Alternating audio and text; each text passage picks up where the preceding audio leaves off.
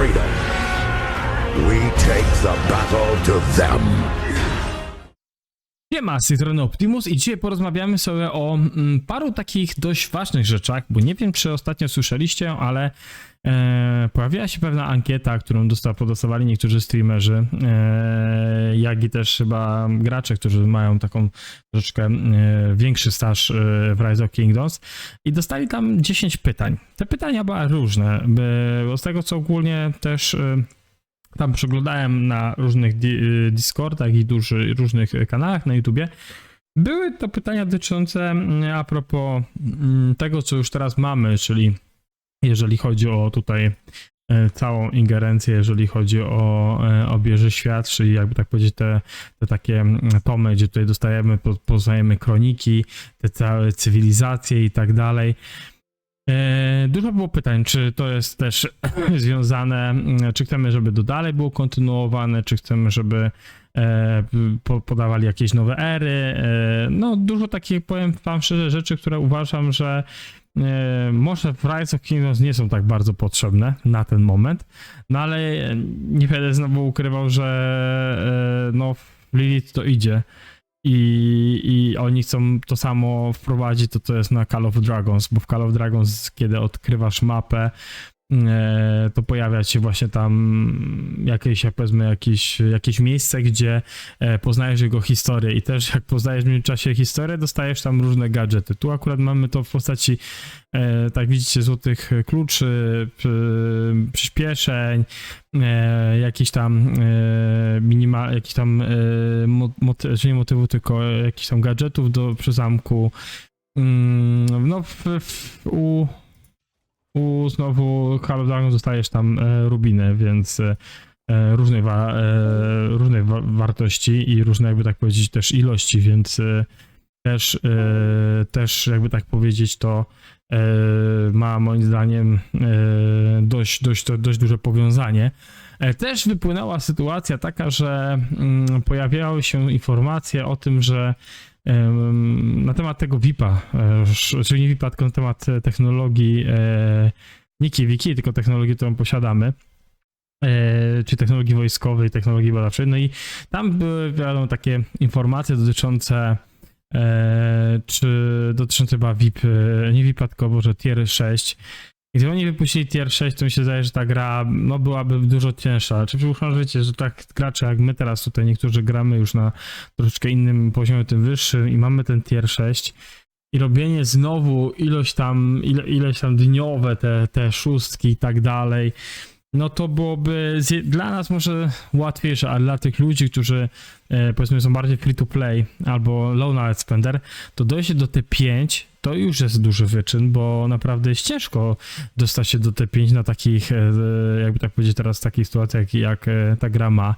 Zresztą free to playowi gracze też im to bardzo długo zajmuje. Same puszczenie, zbieranie przyspieszeń. To jest bardzo dużo roboty przy tej piątce. Już nie mówię o samej technologii, tak?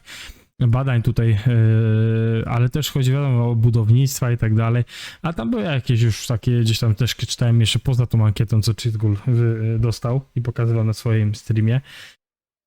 Ja też widziałem już takie, wiecie, ankiety, gdzie, ankiety i propozycje, że właśnie zwiększyć budynki, żeby można było mieć tam, nie wiem, budynek na 30, 35 poziomie, bo to już wszystko już jest stare i tak dalej, i tak dalej. Ja uważam, że powinni coś zrobić z technologią KVK przede wszystkim. Ja uważam, że pakowanie pieniędzy w technologię KVK w takich ilościach, jakie oni tam pakują, to jest naprawdę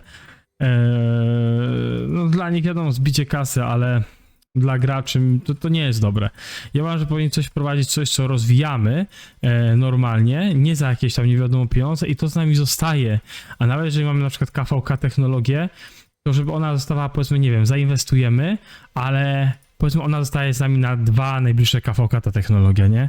Wiecie, a nie, że to KVK trzeba wydawać ileś tam pieniędzy. Dla mnie, ja uważam, że to jest takie złudne i uważam, że KVK, które właśnie, powiedzmy, tam zainwestujesz i masz to wszystko przez KVK 2 albo nawet do 3 KVK, które zagrasz, masz to dostępne, no to byłoby dużo lepszym jakby takim pomysłem niż zabawa to, co oni teraz robią te ankiety, bo ogólnie powiem wam, nie czytałem wszystkich tych pytań, albo wam też nie chcę przedstawiać tych wszystkich pytań z drugiej strony, bo niektóre te pytania są głupie, nie? To są takie pytania, które oni chcą się dowiedzieć, na czym się mają skupić i tak dalej, gdzie ludzie już im od chyba 2 lat mówią, albo 3, poprawcie grafikę, zróbcie coś z grafiką. Niech ta grafika będzie ładniejsza, niech to ładniej wygląda. No, porównajmy przy Call of Dragons, gra, która ma ponad rok, to Rise of Kingdoms wygląda tragicznie, nie? Graficznie, więc to powinno być tutaj naprawdę zmienione to. Tier 6 to swoją drogą. To jest akurat głupi pomysł, nie? Chyba że dotarcie do tieru 5 dla graczy będzie dużo łatwiejsze. Wiecie, chodzi mi o szybkość tego zdobywania i też wymagania do zdobycia, tak, wybudowanie, wiecie, wybudowanie tego ratuszu 25, dostanie się do 25 budynku technologii, że to będzie dużo mniej wymagało czasu i wtedy możemy, oczywiście wtedy moim zdaniem możemy, wtedy puszczamy te tier 6, ale tylko dlatego, żeby gracze, którzy nowi zaczynają, mieli łatwiej dostać się do tej piątki, bo T6 będzie wtedy, wiadomo, najlepszym, nie? I wtedy miałoby to sens. Tak samo jak kwestia tego VIP-a, bo o VIP-ie nie było nigdzie w ankiecie, nie było nigdzie uczyć w górach na kanałach, ale też dużo ludzi właśnie mówi, VIP o 19, już powinien być dawno, dlaczego nie ma VIP-u 19, nie? Powiem wam szczerze, że VIP 19 z jednej strony byłby dobrym rozwiązaniem, ale też to było dobre rozwiązanie dla graczy, którzy są na VIP 18 i zbierają te punkty VIP-a. Bo oni z tym nie mają co zrobić. No i to jest VIP 19 byłby super dla takich graczy. Dla graczy nowych to byłoby cięższe, żeby dostać się do tego VIP-a. No i tutaj też bym poszedł analogią. Jeżeli dajemy VIP-a 19, tak samo jak tier 6 byśmy dali, no to obniżmy te pułapy punktów, żeby dostać się do, powiedzmy, do tego VIP-a 16 przykładowo, nie? Czy tam do 17, no tak, żeby gracze też mogli zdobyć to i żeby mogli się rozwijać. Mówię głównie o tych nowych graczach, tak? Bo w tym momencie bardziej faworyzujemy starych graczy, którzy mają tych VIP-ów w bagu i czekają tylko jak wyjdzie 19, żeby sobie zaraz go wymaksować, nie? Bo będzie lepszy, nie? No więc to też jest takie, wiecie, szybko, wszystko grube i nic i ten. Oni też zadawali pytania, jeżeli chodzi o ustawienia, czy coś trzeba to zmienić, jeżeli chodzi o ustawienia. Oni naprawdę dużo rzeczy poddodawali w ostatnim czasie w tej grze i uważam, że tutaj to takie doskonalenie kwestii display, czyli graficznych, nie jest to tak bardzo potrzebne. Naprawdę. Słuchajcie, to jest... Moim zdaniem to jest taki pic fotomontaż i ja bym poszedł przede wszystkim w to, żebyśmy zmienili tą grafikę, nie? A dopiero wzięli się za resztę, bo to co oni tutaj wymyślili sobie, że upierają się przede wszystkim na te cywilizacje, na różne ery, żeby to rozwijać, no słuchajcie, po co to komu, nie? I czy to ma znaczenie, żeby to cisnąć? Naprawdę? To jest ja wiem, że to jest gra wojenna, ale żeby poznawać się w całą historię, no wiecie, jak ktoś ma czas za to i to sobie robi dodatkowo, i to miałoby być jakiś taki dodatek, a nie jakby w tych pytaniach głównie się na tym, wiecie, skupiali, no to dla mnie to było słabe, nie? Bo skupiali się na rzeczach, które moim zdaniem nie są takie ważne w Rise of Kingdoms. To może być jako dodatek, jako taka anegdotka, jakiś tam dodatkowy bonus dla właśnie graczy free to play, że mogą sobie zdobyć klucze, że mogą zdobyć sobie lepsze przyspieszenia.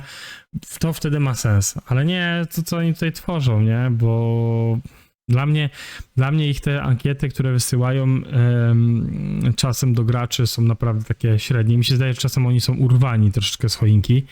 Zresztą, no, jak wiecie, po filmiku, który nagrałem dotyczący zlotu, to wiecie, że oni są w sumie, jednak są trochę oderwani, jakby tak powiedzieć, od rzeczywistości. No ale naprawdę, ja bym naprawdę poszedł w to, żebyśmy mogli my, jako tutaj gracze, dostać inne rzeczy, na których nam zależy od dłuższego czasu.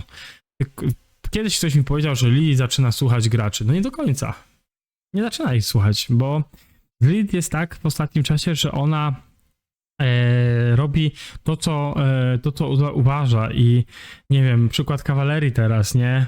Stwierdzili, że z takich, mówię, ala przecieku, co liki, to nie są jakieś oficjalne informacje, stwierdzili, że najbliższe ich nowi dowódcy kawalerii, piechoty, łuczników, że nie będą OP, tak, że wiecie, nagle przyćmiewają jakąś tam metę, tak jak to było jak wychodził Zilliang, Liu, Nevsky i tak dalej, czy przepraszam, Huo, że oni po prostu bardziej się skupią na tym, żeby wypuszczać, ale takich bardziej, mi się zdaje, supporterów, nie?